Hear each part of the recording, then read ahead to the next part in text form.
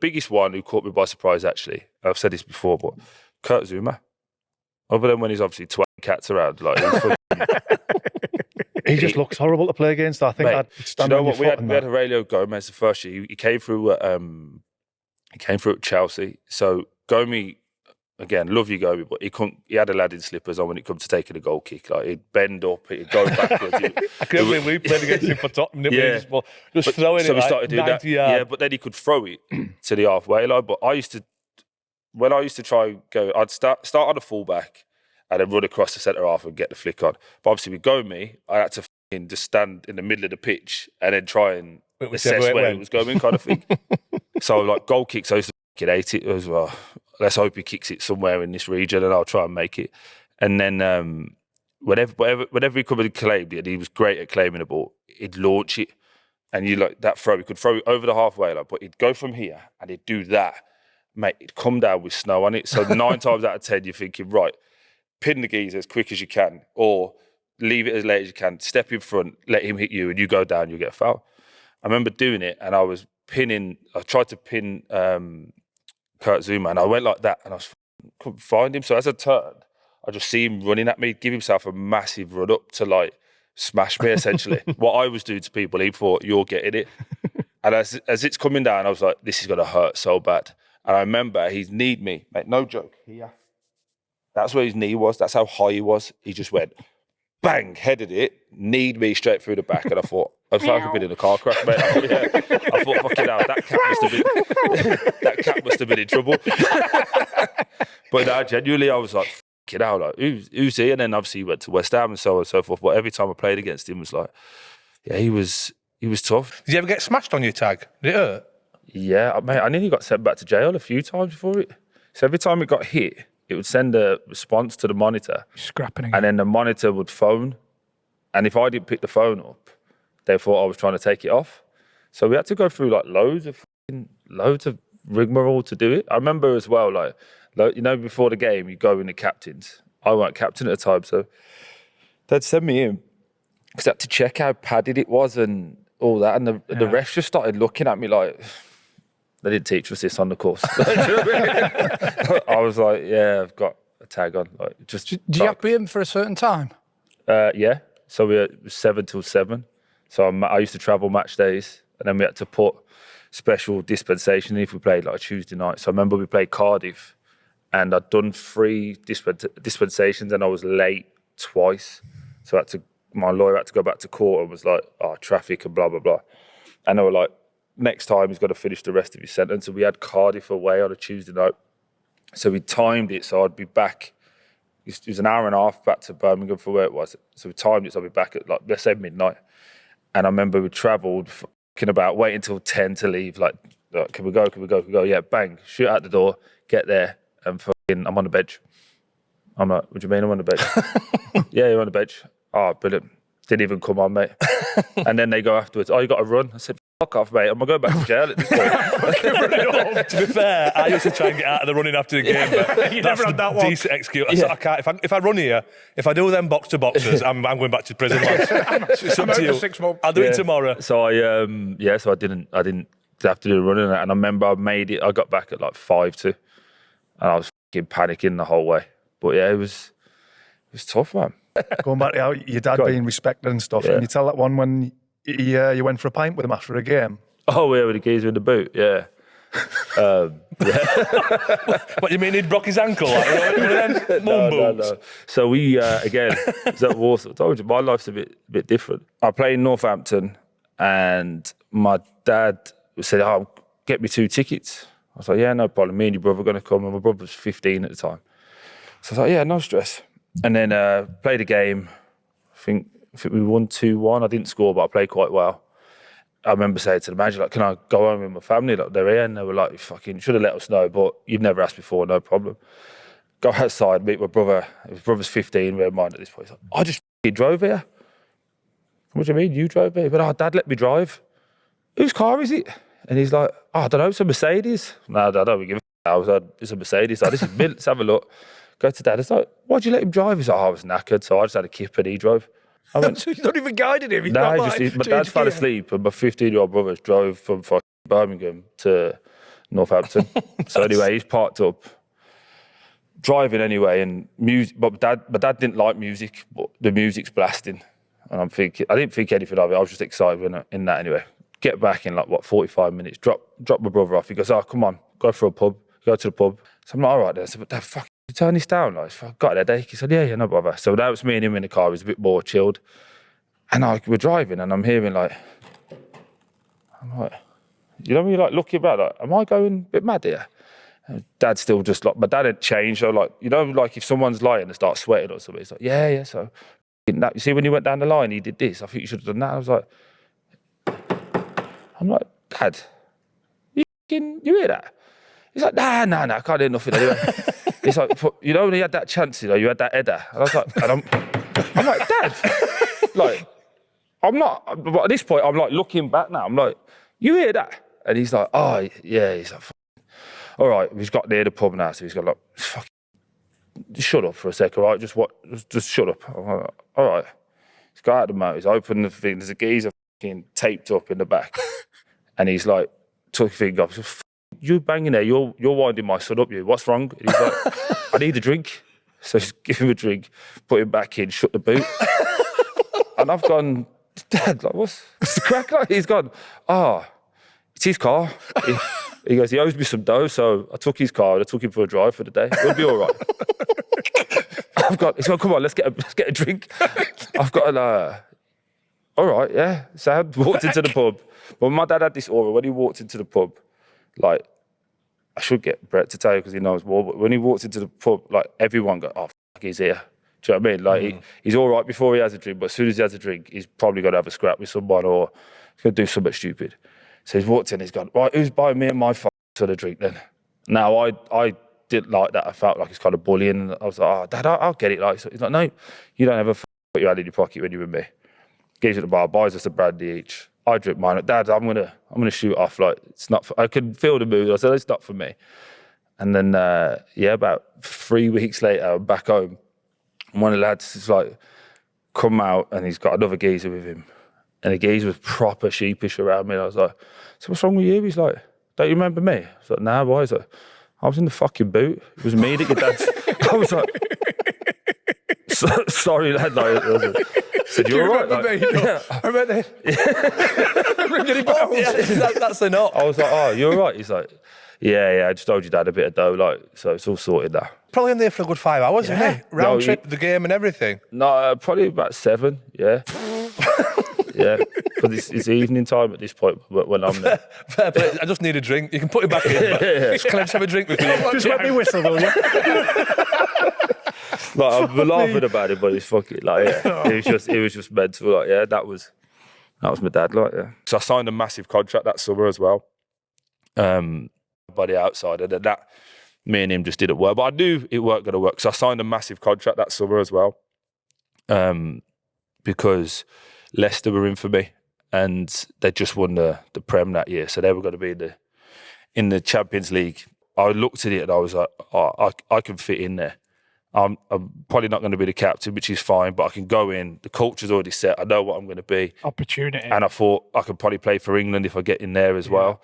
And then I played with Vards. I'm doing this with Iggy at the moment, where basically I'm fucking putting, anytime I get a ball, I'm looking for a goal, I'm just sliding it in. Imagine doing that with Jamie Vardy, mate. He was fucking fast as fuck, does it repeatedly all the time. And by the way, if he can't, I'll just give it out to Riyad Mahrez and say, go on, fella, get up. Do you know what I mean? Make yourself into the box. So I just looked at that, and like I say, I signed a fucking monster of a contract, and I'm like, happy, thank you very much to this day for it. But remember my agent say, look, we've got him here.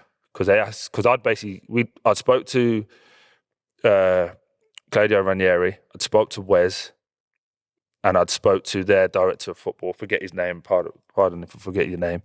And we'd all agreed, from a footballing point of view, this would be sweet. From a financial point of view, we would be sweet. My agent went, Watford want one more meeting with you. And I was like, all right, I'll do that out of respect. And then as we were driving down the driveway, he's gone, oh, by the way, I've got him on strings here. I've got, well, fair enough. He's like, what I need you to do when we pull up, I'll go into the office, So as you pull up to train, the offices are on the left-hand side, the canteen and the gym's in front of you, and then the change room's on the right. He says, you go in, say hello to everyone, but then ask, it was Gail, who's the secretary, got any black bags? Get the black bags and go and put your boots in. So I went, all right, so now I know the script. I walk in, hi Gail, you're right. Got any black bags? So what for? I said, I just need to clear my locker out. She's like, you're leaving? I said, no, I just want to take some stuff home for the kids and that. So now she's panicking, but she was speaking to the owner. So I'm like, anyway, get that, and I walk off. And then from what he was telling me, he's like, look, he's fucking packing his bags. He's ready to go. He's made his mind up, whatever you're offering's got to be substantial. And that's where, like, I was talking to Simon Jordan about it, because he was like, because he hates obviously doing negotiations because it's his money when he was owned. And he was like, you tried to get fucking speed bump taken out. I was like, yeah, because I realised I could take the piss at this point. I remember, what happened with the speed bumps? So basically, when I was there, at the time I was driving a Lamborghini Aventador, like a little about this big, which is not built for people of our size, but it was like this big, and I just went through that whole phase. And I used to fly into work, and then at Watford, I had these the speed bumps were about this big. So you go over it, and like, if you're in the range, you'd be like, you'd jump in and all that. So I had to slow down and go over on the side every day. It was like, I was like, this is killing me here. So anyway, we go out for a chat with Scott Dutsford. He's like, look, want to do this, want to do that, want to build. We're trying to go into the top 10. And then if we can get to the top 10, we're going to go for Europe. I was like, oh, fuck, all right. Yeah. I was like, look, I don't want to leave because I'm light. I'm not, everything's fine. But the money's got to be right. So just you lot deal with that.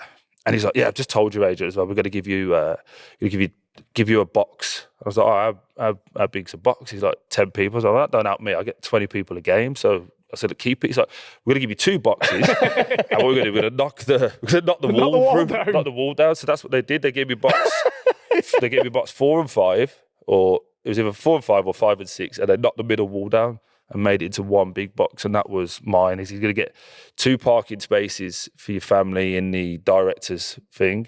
And you get a bottle of champagne every game. I was like, oh, sweet, yeah. But we hadn't sorted the money out yet. So you've already now committed to that. Yeah. So I've got that. He went away, was doing it. And then he went, I remember we'd been in there for about an hour and a half, and he goes, walk with me.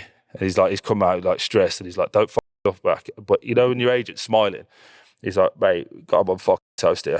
I was like, what do you mean? He's like, they're offering you the fucking world to stay. I was like, okay. He's like, but don't fucking look back, because they were there, and I just kept walking. We walk up on the pictures, and he's going to me, he's like, oh my God, I can't believe you got it.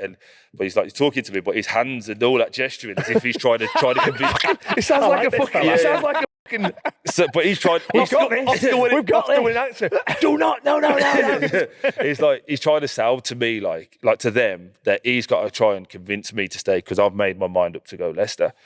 And like, just to put it into monetary value, obviously it's fine now because I'm out of there. I was on like 45, 50 grand a week at the time in the Prem. And when he first come to me, we was on 110. And I was only going to get 70 at Leicester. Would you have taken 70 off Watford? Yeah. Yeah. But the first offer was like 110. And he was like, we've got him on toast here. But again, he's like throwing his arms up. We've got him on toast. Like, what else do you want? And I was like, see that fucking speed bump? It's fucking. So do you reckon they'll take that out? And he was like, no, money wise. I was like, nah, genuinely, just take that fucking speed bump out. It winds me up every day. So anyway, they go back and forth. We agreed, and I ended up signing for 128 a week. As you can imagine, I'm 25. I'm fucking King Kong. I'm chirpy as fuck anyway. And then he's gone to be like, right, we're going to sign. Just do me a favour. Fucking be nice to the owner. Blah, blah, blah. Because it's like, you can see them like signing it, but they're like, I broke the wage structure massively. I was already the top earner at nearly 50 anyway. So obviously they know everybody else is going to start coming along the way. And as we were doing it and it's going back and forth to the FA, I've got fucking did we sort those speed bumps out anyway? We did a bump in the road. and then like the chairman, Scott, was like, what you on about? I was like, fuck your speed bumps, mate. Can we take them out? And he's like, kid, I'll give you everything. I said, well, you don't give us that. And he was like, are you being serious? I was like, yeah, I want them out. And he was like, I'm like, no, fuck about you, don't worry about it, it's fine. And he's like, you can see, because we were about to go back upstairs and ask for it. We beat them 2-1. We had a meeting. I could obviously talk a bit more in depth for you boys because you get it. But in our meeting with Marco Silva, he said, stay in the game as long as we can, because we still felt we could win. But they had like Ozil, Welbs, Giroud. They had a good team, like Iwobi. And he's like, but if you get to the last 10, 15 minutes, like, and he showed like 8 clips from that game where they'd like wobbled and people had nicked a winner or got a draw. He's like, don't know, the last 15 minutes, something goes. They can't play the nice stuff and lads get on top of them. And I was on the bench to start that game. We was 1-0 down and he brought me on. And I remember Marco saying to me, like, get after Dad per Mertesacker, who again, come on, it was a great centre-half, but come under a lot of pressure towards the end, and he was being a bit ropey. And he said, just like, get into him, because we had Richarlison on the left, we had Carrillo on the right, who's a Peruvian international. We had good pace and power. He said, just get after him. And I was like, all right, cool. And obviously we get a penalty within a couple of minutes of me coming on, take that score, get back to 1-1. And it just felt like from when we scored, like, we're going to win this. And then we scored a winner, and I think it was about a minute left, minute and a half. Clev scores, and then you go in after. This was one of BT's early games, or TNT now as they're called, but BT. So when I walked in the change room, the press guy Rich was like, quick change and shower, you got to go do press. And normally I think it's 2 minutes after a game, you got to do the mic one. And he was like, no, you're not doing that. You're actually on BT. I was like, I'll just go like this then. And he's like, no. Because we had an Adidas deal as well, the club did. So the club wanted me full trackie. So if you see I'm in a naughty blue, light blue, dark blue trackie for a team that plays in yellow, I don't fucking know why we had that. But we did that, went over. And then like they didn't really prep me. And I think Martin Keown was in there. I can't remember who else was in there. I think it was Robbie Savage. And Robbie was saying before, they didn't fancy it, did you know what Robbie said? They didn't fancy it, did they? And I said, no, they bottled it a little bit. And he went, you can't say that on there. But I didn't realise he was trying to look after me and say, you can't say they bottled it because you'll get pressure. I thought, you can't say that word for, I don't know, TV rights or whatever. So that's sweet. And then they've asked me what it was. And I wanted to say they had no bollocks when I remember you can't swear. So then, I've said it before, I've never said this word before or after. But I was watching Sopranos in the hotel leading up to it. And I was like, they've got like, no cojones. And I was like, do you know as you were saying it? I said it, and then like the other side of me just stepped out and went, who the fuck said that? Like, where did that come from? No cojones. Like a geezer next to me, he's just like, who's this fella? And I was like, they had no like cojones. Like, they just didn't fancy it. And then like I've just not thought anything of it. I've just cracked on, and then they've gone to Martin. Martin, what you've hearing that, and Martin's like, he's next going, and like, it's difficult when a player says that about you. If I was in the Arsenal room, I'd want this, I'd want that. And then I was like, all right, Troy, thanks. Cheers. Look after yourself, everyone. Walked out. Didn't think nothing of it. Also, the week leading up to that was a FIFA launch. So I took my oldest kid, to the FIFA launch, and I saw all the Arsenal fan TV boys, and I know them. So like Troops, Robbie, I'd known all them for a little while anyway. So saw them, and we was having a bit of banter about the weekend. They're going to smash us, this, that, and the other. And I said, mate, if we win and I see you outside, you lot are getting it. Because they film straight after the games at there. So I've got in the car anyway, come out the corner. Mate, they're on the corner, aren't they? Doing the thing. And you can see them all going. So I've done my window down, bibbing the horn. He told you, didn't I? Anyway, so that, like, we had a bit, it was just like friendly banter, like no problem. Anyway, I drive off. And, mate, I get home, everywhere. Like Troy says, they've got no cojones, it's this, that, and the other. Paul Merson's hammering me, and I know Merson. I'm like, fucking steady on you. You've done a lot worse than me, you know what I mean? So, but it just... When was that? 2016, 17, I think it was. Was it? Am I right? Yeah. Mate, I went to Arsenal 3 weeks ago for TalkSport. Old boy, 50 odd. Have we got cojones now, Troy? I was like, we still haven't won anything, so no.